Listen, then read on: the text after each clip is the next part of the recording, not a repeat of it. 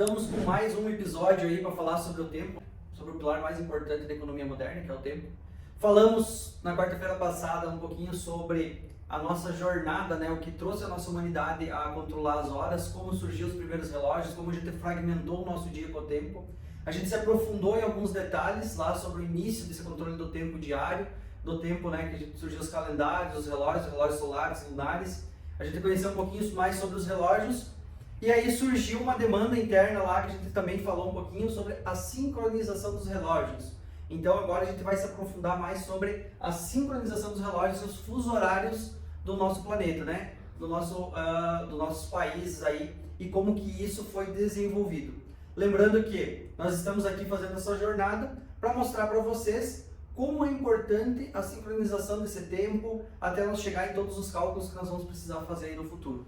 Então falando um pouquinho mais sobre a sincronização dos relógios. Então nós tivemos aí uma demanda que veio, né, de alguns setores para que existisse essa sincronização dos relógios. A gente comentou que foi através do trem, né, um dos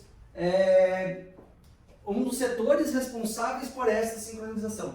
Mas as navegações marítimas, os navios, né, eles estavam em larga escala, as navegações estavam muito, a Marinha Britânica, né, a Marinha Real Britânica, ela estava se desenvolvendo de uma forma tão acelerada no nosso planeta, no nosso globo, que ela precisou também sincronizar os horários desses navios. E com isso ela cria o Instituto Real de Greenwich lá, que faz essa parte desses estudos para sincronizar esses relógios. Então eles foram os primeiros a sincronizar os relógios mundialmente, que foi 1880. O primeiro país a ter um horário único e sincronizar os seus relógios foi a Marinha da Inglaterra.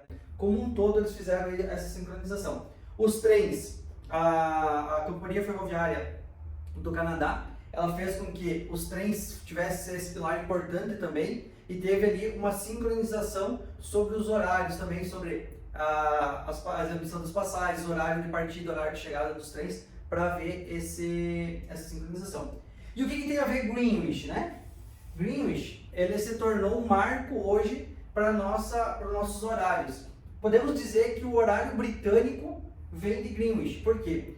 Porque a sincronização do horário mundial, ela se dá através do Observatório Real de Greenwich. Então dá para nós brincar e dizer que as horas, então lá ficou o marco zero, né? Ele fica em Londres, na cidade de Londres, bem próximo ao rio, ele fica o Observatório Real de Greenwich, que faz aí o marco zero em relação ao nosso horário. E aí, baseado nisso, a Marinha Real já estava com os horários sincronizados, o país já estava com o horário sincronizado. E lembra, né, que nós falamos no quarta-feira passada, no episódio passado, no vídeo passado. Tu chegava na cidade e você sincronizava com um horário local, o seu relógio de bolso, o seu relógio. Naquela época ainda não existia relógio de pulso, né? O relógio de pulso ainda era um acessório feminino. O relógio de pulso masculino, ele surge através do Santos Dumont, não foi Santos Dumont que criou o relógio de pulso, mas sim ele trouxe o relógio de pulso para ser masculino por causa da aviação. Mas isso é um outro fato que a gente pode trazer no futuro. Então, como nós estávamos falando, a sincronização da Grã-Bretanha já existia um debate para fazer a sincronização desses horários no mundo por alguns países, e aí surge um marco para dizer assim, a partir daqui nós vamos se reunir, os países vão se reunir e vão debater, vão fazer um marco que a partir daqui a gente vai ir para um horário, vamos estabelecer um horário aí, a sincronização dos horários mundiais, né? Então acontece uma conferência que é chamada Conferência do Meridiano Primeiro. Então o que é o Meridiano Primeiro? A gente precisa saber qual que é o ponto zero. Lembra que eu falei agora há pouco sobre Greenwich, que é o marco zero? Então, 25 delegados de nações importantes da época, foram a Washington, capital dos Estados Unidos, para debater sobre o meridiano primeiro. Qual que é o nosso ponto zero? Tanto é que nós temos um museu lá, nós temos um marco zero lá que é representado, é um lugar muito bonito de se visitar e bem avaliado, então vale a pena ir fazer uma visita para quem for à Inglaterra, Londres, não deixar de visitar lá o Observatório Real de Greenwich, onde vai estar o marco zero do nosso horário mundial. Muitas pessoas não se dão conta hoje que todos os aparelhos são sincronizados com a mesma hora, né? Então, mas tudo isso teve um avanço. Mas quando que aconteceu essa conferência? Lembra que em 1880 a Inglaterra já estava usando o horário sincronizado entre toda a população, entre todos os municípios, as cidades? Nós vamos para 1884, em Washington. Então surge essa conferência. Então, quem que representou o Brasil nessa conferência? Quem representou o Brasil também tem tudo a ver com Brasília, porque ele foi responsável por determinar a localização aonde Brasília foi construída hoje. Foi ele que fez as latitudes e as longitudes e determinou o centro do Brasil, que foi Luiz Carlos. Então, ele foi um belga que veio morar no Brasil, estudou na Europa, mas se radicou no Brasil e trabalhou a sua vida por desenvolver aí a nossa ciência, né? Em questão de horários, latitude, longitude. Ele foi responsável pelo telégrafo, então pela passagem das linhas de telégrafo para ligar a Amazônia, para ligar o Acre, para ligar o Amapá. Então ele foi responsável por implementar na parte norte toda essa questão. Então o Brasil, pelos seus notórios conhecimentos e contribuição pela ciência, que o Brasil era um país em auge em 1800, na década de 1800, ele foi convidado também a fazer parte e ser uma das delegações que foram para o meridiano, para debater o meridiano primeiro. Então, que foi aí o que instituiu o nosso marco zero e foi a instituição da sincronização dos horários mundiais. Mas como que ficou definido isso, né? Então, eles debateram que o primeiro marco eles precisavam partir do zero. Qual que é o ponto zero? Então, ficou Greenwich. E a partir daqui, o que a gente vai fazer, né? Daí começou a se debater tudo isso. Por quê? Porque ele foi estudado pro meio-dia, né? O seu horário que o Sol estava no seu ponto mais alto. E aí eles começaram a todos esses estudos. Então, ele aconteceu do dia 8 de outubro de 1884 a 22 de outubro de 1884 em Washington, nos Estados Unidos. Essa conferência para debater isso. Aí, com isso, baseado nessa conferência, nós tivemos aí a criação dos fusos horários. Nós tivemos a criação de 24 fusos horários mais o fuso zero. O que é o fuso horário zero? O fuso horário zero, daí eu trouxe uma imagem para ilustrar para nós. O fuso horário zero, então aqui nós temos Londres, né? Que fica Greenwich, o Observatório Real de Greenwich. Ele fica como marco zero. Essa linha aqui, ó, nós temos o marco zero. Então nós temos aqui, se nós fôssemos determinar, então Londres está aqui, ó, né? Mais ou menos aqui no meu mega mapa que eu desenhei. Então nós temos aqui, essa aqui seria o marco zero grau, que a gente chama, marco zero. Então, baseado nessa longitude, a gente começa a perceber todo esse trabalho.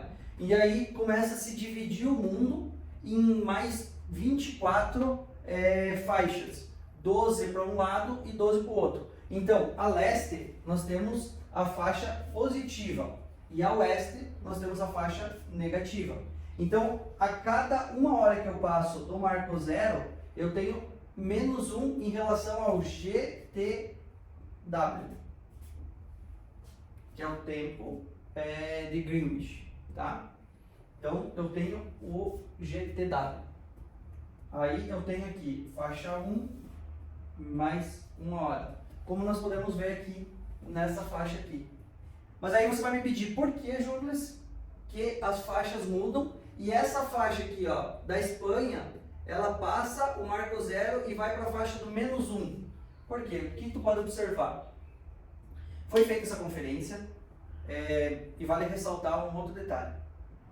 Em 1884 foi instituído o marco zero, dividido tudo isso aqui em faixas.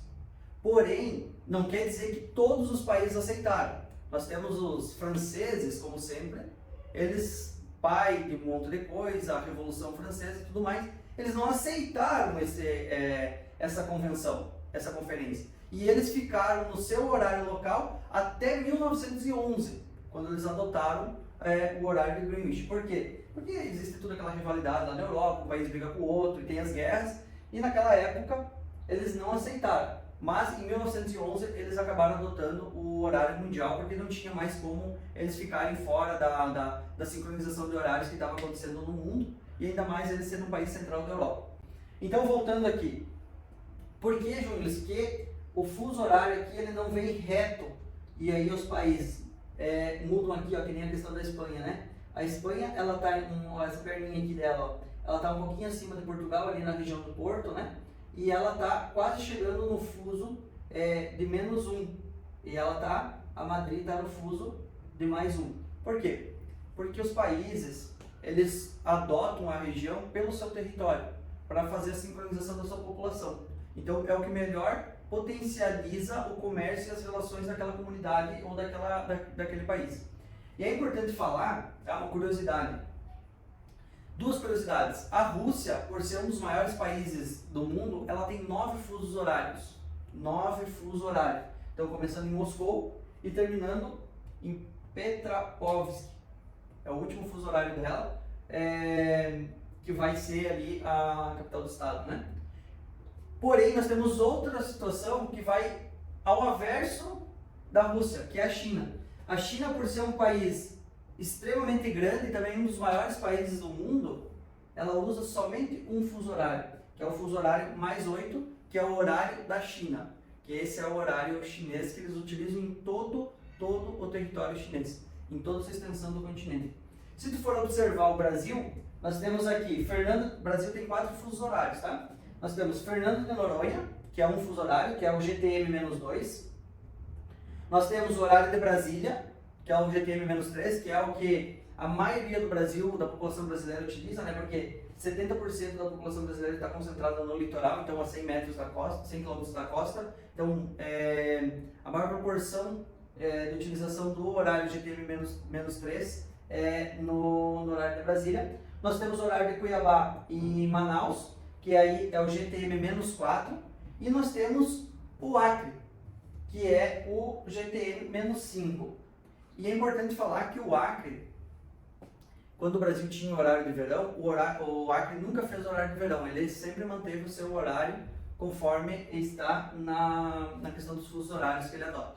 Então o Brasil adotou, através da conferência, foi feito um decreto, e aí a partir disso foi feita a regulamentação dos fusos horários. E cabe ressaltar, até a gente estava aqui falando, e acho que cabe até um podcast a mais, trazer para vocês, porque tu pode ver que a Argentina, ela está no fuso -4, ela estaria, né? Mas ela adota o horário de Brasília também, que é o mesmo horário de Buenos Aires, e o Uruguai também adota o horário de Brasília. Provavelmente, tá? Eu não consigo ter precisar essa informação, mas eu vou pesquisar. Deve ser por quê? Por causa dos laços comerciais com o Brasil e com o Uruguai. Então, para manter o mesmo horário, isso você tem muito, a gente vai ver muito isso aqui na Europa também, ó.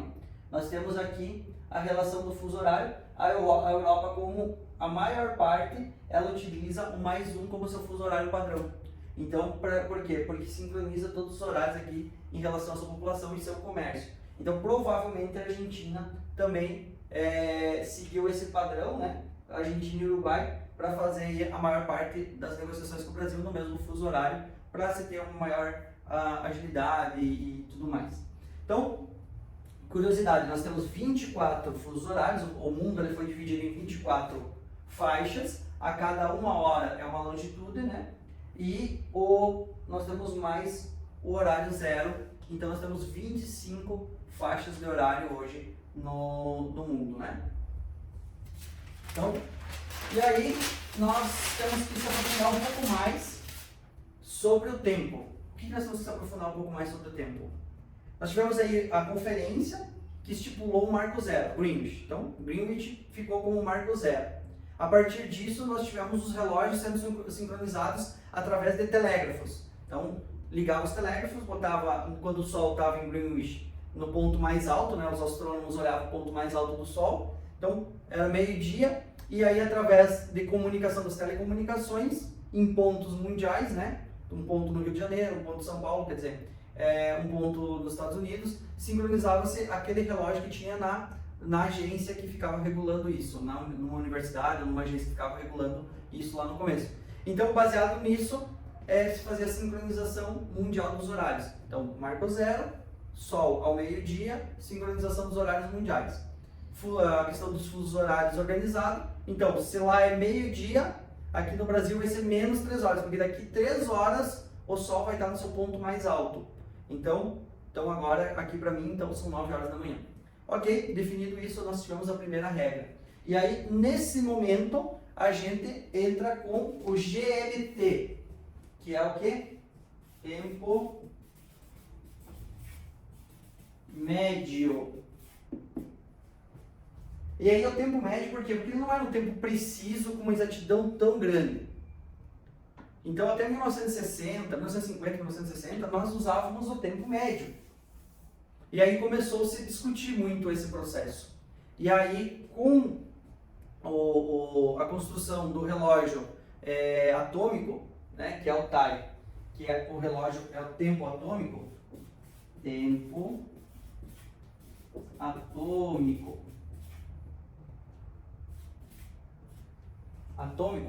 que ele é a 1.692.631.770 ciclos. Acho que é exatamente esse número aqui, tá? Se eu estiver errado, deve ser, mas depois eu trago preciso, a gente bota na descrição do vídeo. Mas é 1.692.631.770 ciclos, equivalem a 1 segundo do nosso tempo. Então, no relógio atômico, isso aqui é extremamente preciso. É um relógio de Césio, né? Um relógio atômico de Césio. E aí, baseado nisso, com a invenção desse relógio, a gente chega à precisão do tempo. E aí a gente cria o tempo universal, que é o UTC que a gente vê hoje. Antigamente a gente via muito GMT, hoje a gente já se refere ao UTC. Então, que é o tempo universal. Esse tempo universal, ele fica com marco zero lá em Greenwich, mesma coisa, e ele não tem variação do seu tempo. Os átomos, eles têm tantos ciclos, ele tem 1 bilhão e pouco de ciclos, que não tem variação no seu tempo. E aí o relógio atômico, ele fica controlando esse tempo que vai passando, né? E aí nós temos o tempo solar, que é quando o Sol passa ao seu marco zero, que é o meio-dia, que é o seu ponto mais alto em relação à Terra. E aí nesse momento é feito o acerto com os anos bissextos. E aí é possível se adicionar 1 segundo ou se subtrair 1 segundo em anos bissextos. Então, em segundos bissextos que a gente fala, né? O que é possível ali para fazer aquele ajuste. E esse ajuste, o relógio continua marcando, e o tempo universal é que vai fazer esse ajuste. Adicionar ou subtrair 1 segundo em relação ao dia. Importante falar que eles são adicionados ou subtraídos somente no dia 31 de julho ou 31 de dezembro, quando assim se fizer necessário. Isso é feito uma previsibilidade e aí com um comunicado com antecedência, e todos os aparelhos conectados na rede mundial de computadores, eles sofrem essa alteração em sincronia. Então, você nem percebe que foi feita essa alteração, mas para os nossos dispositivos, para o nosso sistema bancário, para a nossa rede mundial de computadores, né? O IoT que a gente fala muito, essa é uma parte muito, muito importante. Tá? E aí, nós vamos para o órgão que regulamenta tudo isso. Então, nós temos a IERS, né? Serviço Internacional de Sistema de Referência e Rotação da Terra. Então, esse aqui é um órgão internacional criado para fazer essa referência de unidades de medida. Então, referência de sistemas de referência. Então, ele fica espalhado pelo mundo, tem agências em quase todos os países, é um órgão de cooperação internacional que busca sempre avanços em relação ao tempo. É ele que controla, ele foi fundado, ele foi feita uma união de 2 agências que já existiam, uma da Antártica e outra do Meridiano Norte, né, da parte de cima do nosso planeta. E aí entra a partir de 1988, nós temos a fusão dessas 2 agências para constituir a nossa Agência Internacional de Sistemas de Referência e Rotação da Terra. Então eles são responsáveis hoje para sincronizar os relógios atômicos 100%, deixar sempre ativo em relação ao nosso Sol, estudar os eclipses, estudar as referências, estudar a rotação da Terra. Então ele fica tudo responsável por isso. Então fica aqui um tema que a gente pode trazer nos próximos vídeos, explicar um pouquinho mais para vocês sobre essa agência. Então, pessoal, espero que tenham gostado desse nosso dia aí, um pouquinho mais sobre o nosso pilar mais importante da economia moderna, que é o tempo. E aí nós vamos toda quarta-feira falar um pouquinho mais sobre esse controle do tempo, até onde nós começamos a comprar o tempo das pessoas para colocar nas nossas fábricas, nas nossas indústrias e ser uma prestação de serviço. E aí, consequentemente, hoje a gente é tudo baseado no tempo, na compra e a venda do tempo. Pessoal, obrigado. Até quarta-feira que vem.